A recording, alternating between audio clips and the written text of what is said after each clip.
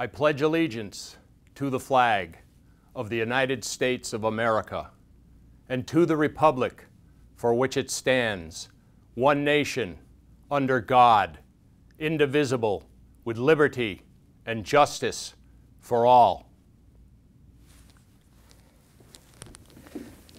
Hello, and welcome to the first edition of Thekenzone.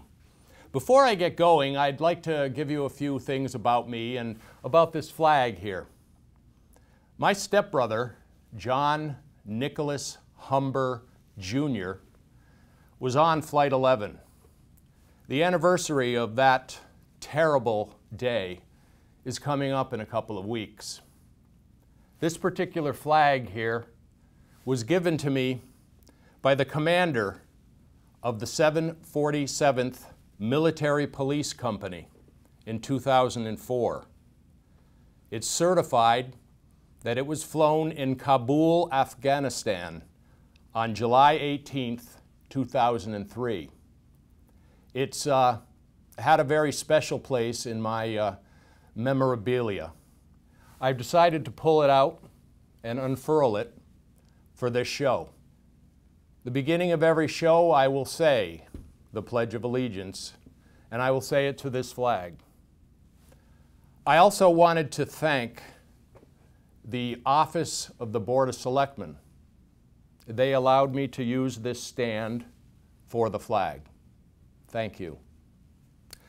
Okay, now it's time to get into the show a little bit. First, a little bit about me. Back when I got out of high school, my friend said to me, so you got to register, are you Democrat or Republican? And I said, I don't know. What's the difference? Well, they explained the difference to me, and so I said, well, I guess I'm going to be a Democrat. So I came down to the town, I registered as a Democrat. Years went by, I got into my 30s, into my 40s, I started caring about politics. I realized that I was more of a conservative, never changing my affiliation at the town hall. I just continued being a Democrat. Eventually, I considered myself an independent, a conservative independent. All my friends said, well, that's a Republican. So I decided that to be an independent was on the middle of the fence. I didn't want to be there anymore. So I decided to become a registered Republican. I am a conservative, registered Republican who loves this country and thinks that this is a great country, although a lot of people might disagree with that. The show, Thekenzone. What it is I am going to give you my opinionated opinion on a myriad of subjects. I want this to be a fair and balanced show. So what I'm going to do is open up a website. They're going to give you that website at the end of the show on the credits. Please write me. Make your response 300 or 400 characters. That way I can read it over the air. An example might be Paul writes or Joan writes, and I'll read your reply. If it's more than 400 characters, I probably will read it, but not here on the show. So I look forward to your responses to my opinionated opinions. So on that, why don't we get going on one of my first opinions. We're addicted to oil. That is, according to our complainer-in-chief, Barack Hussein Obama. So the next time that you go out to your car or your truck, the vehicle that you drive, and you turn the key and it starts up, remember, according to our complainer-in-chief, you're an addict. Okay, now why don't we take a look at the word addiction? What does that truly mean? I've got the Webster's World Dictionary here. Why don't we open it up? Ah, here we are. addicted, to give oneself up to an habitual habit, addicted to a habit-forming drug. So basically, our complainer-in-chief, Barack Hussein Obama, is telling us that we are addicted to oil. Now, addiction means you want to get off of that. If you're addicted to heroin, your object is to get off of heroin. So I'm assuming that the president wants us to get off of foreign oil, but yet they don't want to drill here. Well, who? No, no, God, no. We can't drill here, so we'll buy our oil overseas. And that's the addiction that he's talking about. Now, when I talk to friends and I say, we're addicted to oil. I even had a conversation today before I came to do the show. I said, we're addicted to oil. Yes, we are, she said. And you know, we need to buy a hybrid because we have to get better mileage. We have to do more for our gas. Well, I think that that's what our complainer-in-chief wants you to believe, that the only thing that oil does for us is gasoline. Well, that can't be the furthest thing from the truth. Let me give you some examples of that. The average barrel of crude oil is 42 gallons. 19.5 of those gallons goes towards gasoline and diesel products. 22.5 gallons goes towards making a myriad of products. I mean, the list is so long that if I were to read the entire list of products that are made from oil, you would get bored and shut this show off because the list would go on for an hour. There are thousands of items. And I'm not talking about things that are made from a machine that runs on oil. Oil is directly in the chemical makeup of all these products. Now, I have a brief list here. I'm going to have to take my eyes off the camera for a second and read the list. But this is a brief list of some of the items that I thought would affect you, the average person. Now remember, these are products made with the addictive substance.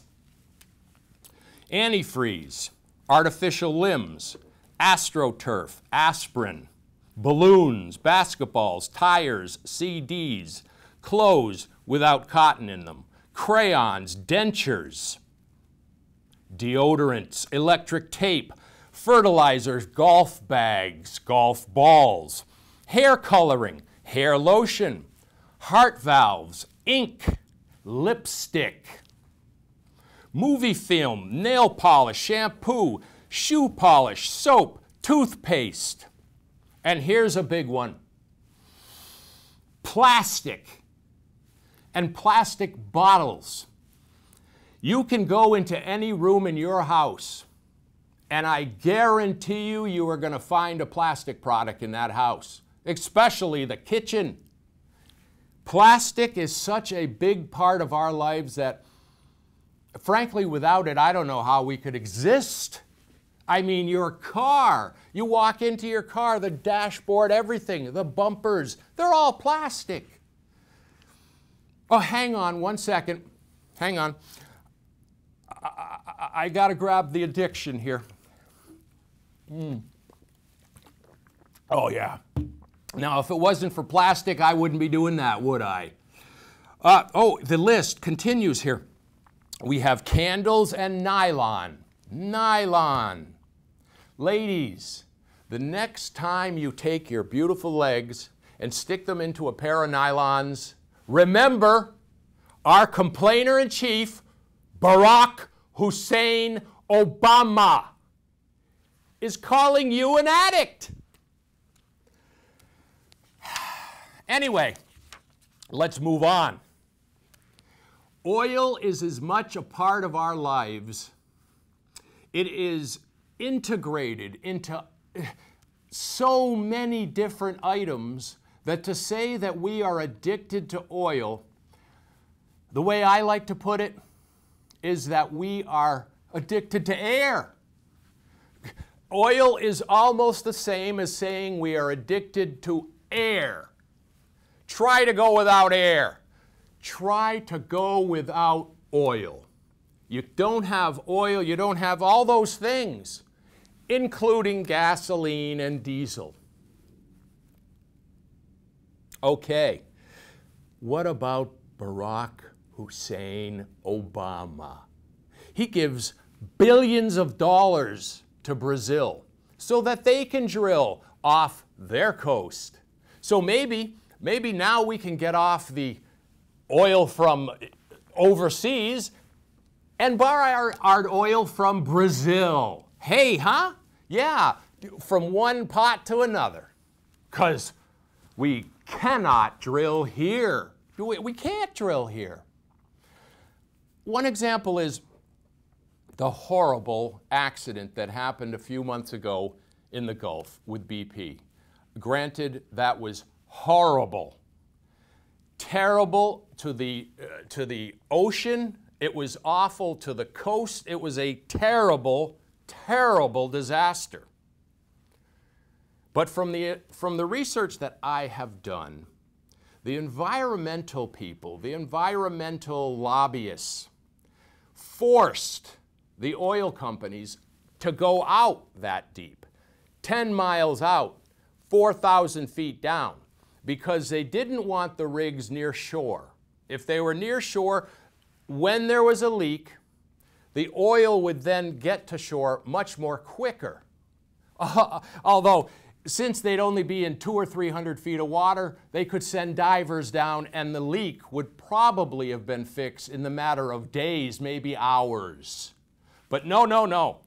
The environmentalists pushed them out there, and then they said, can you guarantee that when you're out there, if you have a leak, that you have the technology to fix it? Well, they said, yeah, we have the technology, but it's never been tried that deep. We've never had to go that deep. So what you're saying is yes.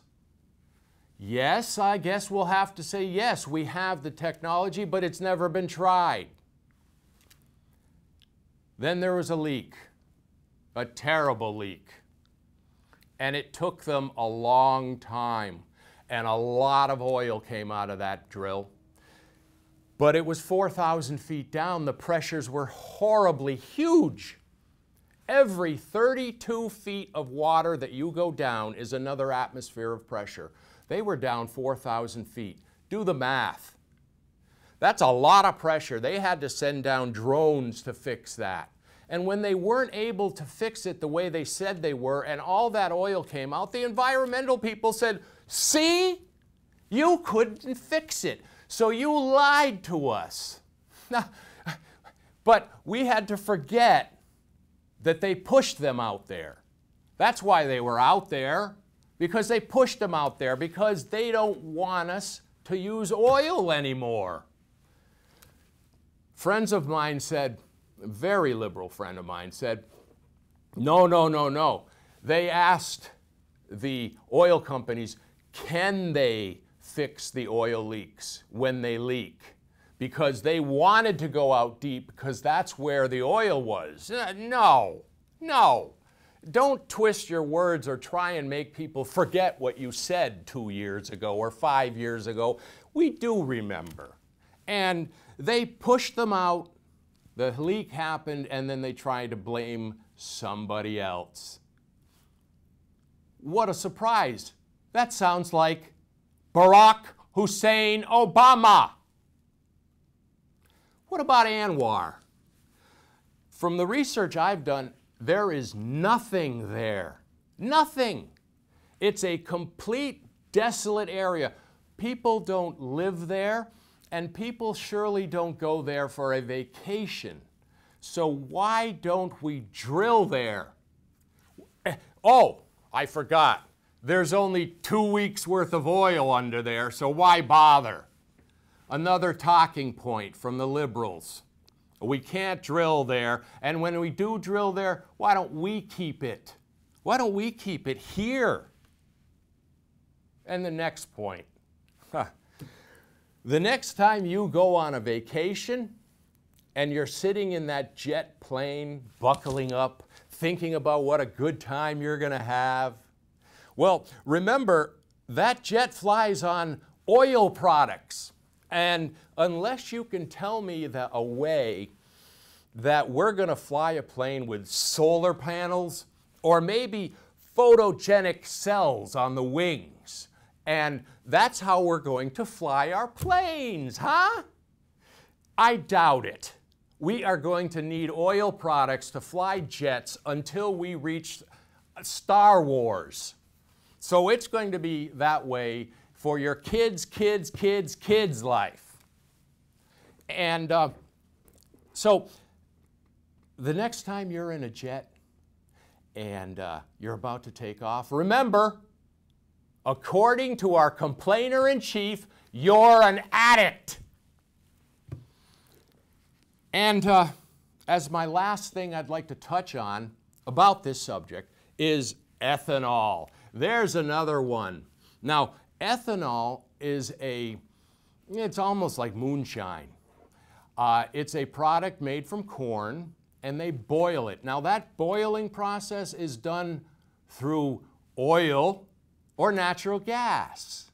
And that's how you heat up this mash, and it makes ethanol. Now, ethanol is, in Massachusetts, pretty much 10% of gasoline is ethanol. Now, it takes away from your gas mileage. It gives you less mileage in your car. I know this because I've talked to experts. You have less mileage in your car. It also, your car engine is made to run on gasoline. So running it on ethanol in the long run is going to cause problems with your motor. So it's going to cost you money. And it's going to cost you more money in poor gas mileage. Now, granted, it does take 10% of the gasoline. But now we're using up corn. We can't sell it to our importers. Cost of grain goes up. The cost of everything goes up by the use of it, and it really doesn't do anything. So we can't really give up oil. We're really not addicted to oil. We have to have oil. It's just that we need to drill for it here. Now, I am all for technology. Please don't think that I am an oil monger and I work for Exxon. I truly believe that we need to get into wind, we need to get into solar, in any other way that can generate electricity. I've heard in the news where the older windmills were killing eagles. Well, the newer style is less intrusive to those animals. Fantastic. Unfortunately, a lot of the liberal people that live down at the Cape, they don't want them outside of their view.